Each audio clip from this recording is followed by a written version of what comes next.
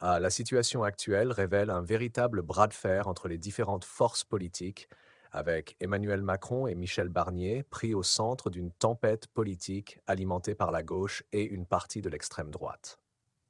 D'un côté, la gauche, toujours prompte à instrumentaliser les moindres décisions politiques du gouvernement, tente de faire passer Michel Barnier pour un allié tacite du Rassemblement national. C'est une accusation sans fondement, mais typique de cette gauche en perte de repère, qui joue sur la peur et la désinformation. Il cherche à monter une manifestation contre Barnier, contre Macron et contre le RN, dans une tentative désespérée de mobiliser une base électorale de plus en plus fragmentée et désorientée. En accusant le RN d'approuver Nation de Barnier, la gauche espère renforcer son argumentaire populiste contre l'extrême droite, tout en dissimulant ses propres contradictions internes. Il est évident que la gauche, incapable de proposer une alternative politique cohérente, préfère diaboliser et semer le chaos au lieu de proposer des solutions concrètes pour le pays. Ce type de stratégie de la gauche n'est qu'un moyen de détourner l'attention de son impuissance et de sa perte de légitimité auprès des électeurs. Quant au Rassemblement national, il n'a nullement approuvé sans réserve le choix de Barnier.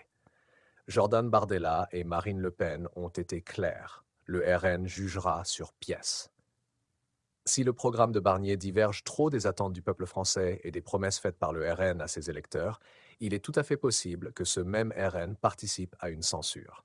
Ce n'est pas une question d'allégeance aveugle à Macron, comme le prétend la gauche, mais d'une analyse pragmatique des intérêts du pays. Le RN, loin d'être un allié automatique de Macron, pourrait très bien se retourner contre lui et contribuer à renverser son gouvernement si la politique de Barnier s'éloigne trop des intérêts des Français. Emmanuel Macron, pour sa part, continue de jouer un jeu dangereux.